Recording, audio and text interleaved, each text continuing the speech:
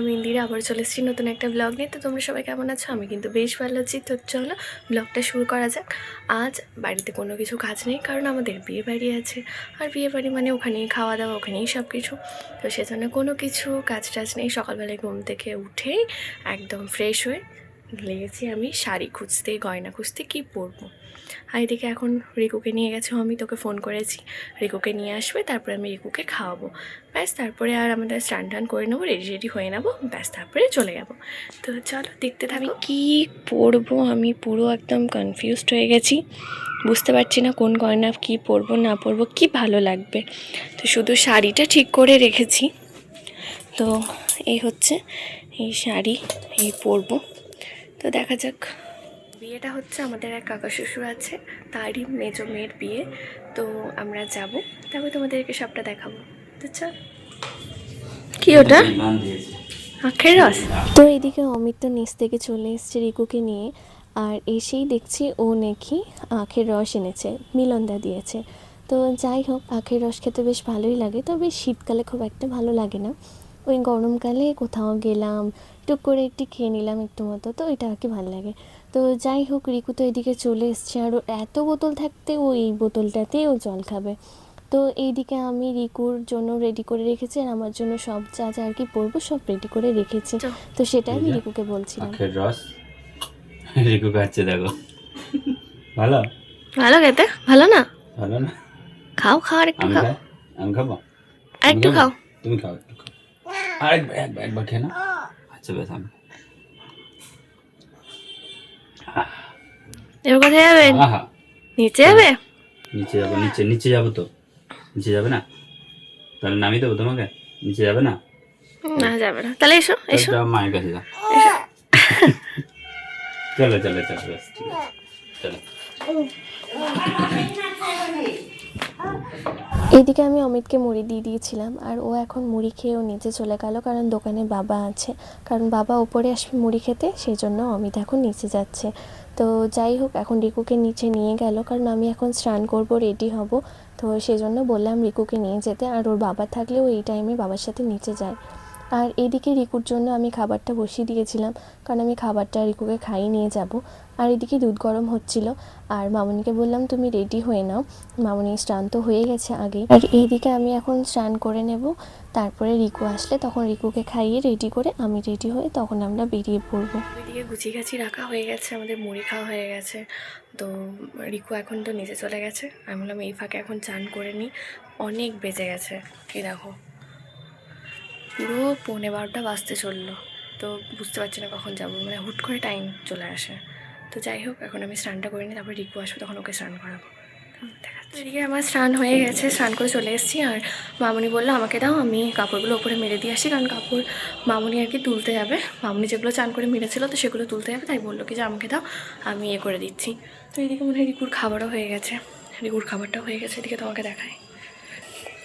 তো এখানে রিকুর খাবার হয়ে গেছে, বসিয়ে দিয়ে গেছিলাম।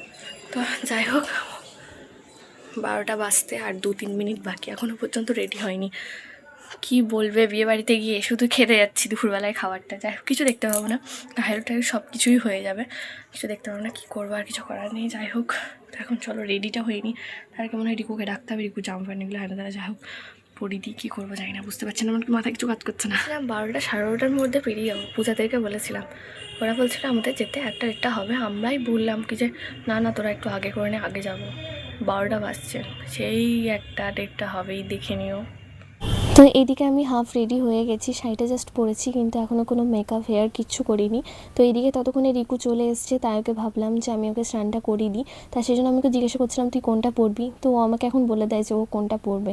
তো যাই হোক, ওকে স্নান করাতে আমার তো একটা যুদ্ধ, তারপরে যুদ্ধ হচ্ছে ওকে জামা পরানো, কিছুতেই জামা পরতে চাইবে না, মানে ওর মন খন, ও যখন ইচ্ছা হবে পরবে, যখন ইচ্ছে পরবে না।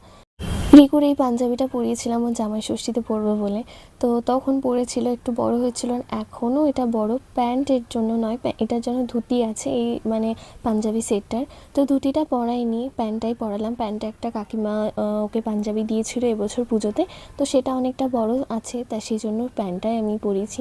তো দিদা আমাকে এগুলো সব সেলাই করে দিয়েছিল রিকুর, তো এখন আমি ওকে এটা পরে নিয়েই যাবো।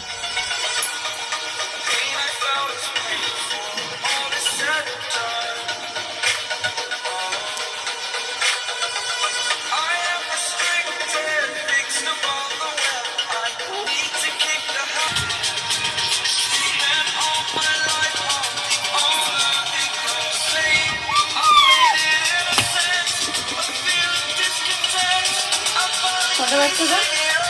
ঘড়িতে কটা বাচ্চা? হুম, দেখেছো কটা বাচ্চা?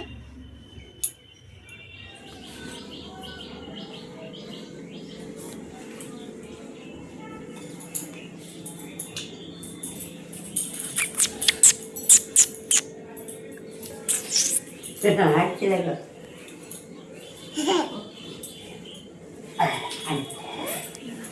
বড় সেপটি আনবো? হ্যাঁ। তো এদিকে রিকুকে তো রেডি করেই দিয়েছি আমি একদম, আর এদিকে মামনির শাড়িটা আমি একটু ঠিক করে দিচ্ছিলাম। তারপরে এখন হচ্ছে আমার রেডি হওয়ার পালা, কারণ আমি জানি সবাইকে রেডি হয়ে যাওয়ার পর তারাটা আমারই পড়ে। কারণ একটু তো যতই হোক বিয়েবাড়ি বলে কথা, একটু না সাজলে হয়। মানছি দিনের বেলায় সেরকম কিছু মানে আর কি দেখতেই পাবো না, কিন্তু একটু না সাজলে তো আর ভালো লাগবে না।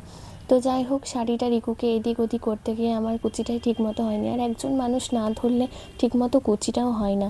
তো এদিকে আমার তো কুচি ধরার লোক তো আছেই, তো যখন থাকে না সেটা আলাদা ব্যাপার, যখন আছে তখন তো ও তো মানে ধরে দিচ্ছিল। তো যাই হোক, তো এইদিকে আমি এখন গয়নাগুলো পরে নিচ্ছিলাম, কোনটা কি পরে যাব। এতদিন ধরে সময় থাকে যে মানে বিয়ের কার্ড তো অনেক আগেই দিয়ে যায়, এতক্ষণ ধরে সময় থাকে, এত দিন থাকে, তখন একটা কিছু ঠিক করি না। যখনই বিয়ের দিন আসে তখনই তাড়াহুড়ো লেগে যায়, কোনটার সাথে কোনটা পরলে কি ভালো লাগবে না ভালো লাগবে, তখন বুঝতে পারি না যে কোনটা পরবো। তখন অমিতকে জিজ্ঞাসা করি এটা ভালো লাগছে ওটা ভালো লাগছে, অমিত বলবে তো তুমি যাই পড়ো সেটাই ভালো লাগবে, তো তোমার যেটা ইচ্ছা তুমি সেটাই পড়ো। তো আমি মানে তখনও বুঝতে পারি না। তো যাই হোক, ফাইনালি আমি রেডি হতে পেরেছি। তো এদিকে আমরা এখন সবাই রেডি, তো এখন আমরা বিয়ের উদ্দেশ্যে চলে যাব। মানে সকালের গায়ে হলুদ তো সব কিছু হয়ে গেছে, কিছুতে দেখতে পাবো না, তো সেজন্য যাচ্ছি। লোকে বলবে শুধু ভাত খেতে এসছে খাবারটা, তো যাই হোক কিছু করার নেই, যেতে যখন হবে তো যাচ্ছি। আর এমনিতে অনেক দেরি হয়ে গেছে, প্রায় মানে 1টার কাছাকাছি।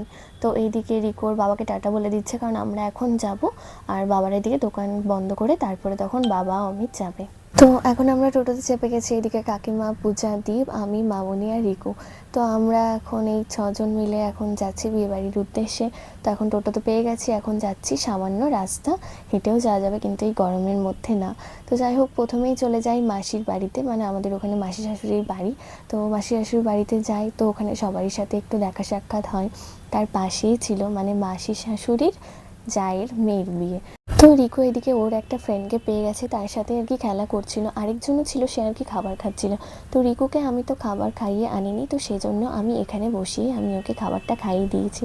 তো যাই হোক, ওখানে খাবারটা খাইয়ে দেওয়ার পর এখানে মামুনি এখন ওপরে গেছে, ওই মানে যার কি গিফট দেওয়ার আছে, তো সেটা আর কি মামুনি ওপরে দিতে গেছে। তো এখন আমরা এখানটাতেই দাঁড়িয়েছিলাম বিয়ের গেটের সামনে। তো এই হচ্ছে আজ বিয়ের কনে, বেশ মিষ্টি লাগছিল। তো যাই হোক, তারপরে অনেকক্ষণ থাকার পর আমরা এখন যাচ্ছি যেটা আসল জিনিস, মানে আমরা তো সবাই বলবো যে আমরা খাবার খেতে গিয়েছি, তাই না? তো যেখানে আর কি মেয়েদের বাড়ি, তো তার থেকে একটু হেঁটে গিয়ে তো ওখানে আর কি খাবার ব্যবস্থা সব করা হয়েছে। তো এদিকে রিকু তো মানে ছাগল গরু এইসব দেখে পরে ও তো খুব এক্সাইটেড, কারণ তো আমরা হাঁটতে হাঁটতে ছবি তুলতে তুলতে ভিডিও করতে করতে আমরা পৌঁছে গেছি এখানে। তো এখানে আর কি খাবার ব্যবস্থা করা হয়েছে। তো এখানে সবাই দেখছি খাবার খেতে বসে পড়েছে, তো আমরা এখন এখানে দাঁড়িয়েছিলাম আর পূজাকে বলছিলাম কিছু ছবি তুলে দে। যাই হোক, আমরা দুজনেই একটু ভালো করে ছবি টবি সব কিছু তুলে নিয়েছি। এইদিকে অমিত ফোন করেছিল, ফোন করে বললো আমরা রেডি হয়ে গেছি, আমরা আসছি। তো এইদিকে অমিত বাবা চলে এসেছিলো, আমরা একসাথে খাবার খেয়ে নিয়েছি সবাই। তো যাই হোক, ভালোই হলো, সবাই একসাথে খাবার খেয়ে আমরা এখন যাবো বাড়ির উদ্দেশ্যে। তো এখন আমরা হাঁটতে হাঁটতে যাচ্ছিলাম, আর অমিত তো এদিকে গাড়ি নিয়ে এসছে বাবার সাথে। তো যাই হোক, এদিকে রিকুকে আর দীপকে নিয়ে এখন ওরা যাচ্ছে। যাই হোক, ভালো হলো, আমরা এদিকে টোটোতে করে বাড়ি ফিরে যাব। আর এইদিকে এত রোদ দিয়েছে, কাকিমা তো মাথায় ঘোমটা পর্যন্ত নিয়েছে। আমি কাকিমাকে রাগাচ্ছিলাম, তো এই তো নতুন বউ। তো যাই হোক, আজকে দিনটা বেশ ভালোই কাটলো। তো আমরা এখন এদিকে বাড়ি ফিরে এলাম। তো আজ এই পর্যন্তই, আবারও দেখা হবে নতুন ব্লগ নিয়ে। তো ততক্ষণের জন্য ভালো থাকবেন, সুস্থ থাকবেন আর সাবধানে থাকবেন। টাটা।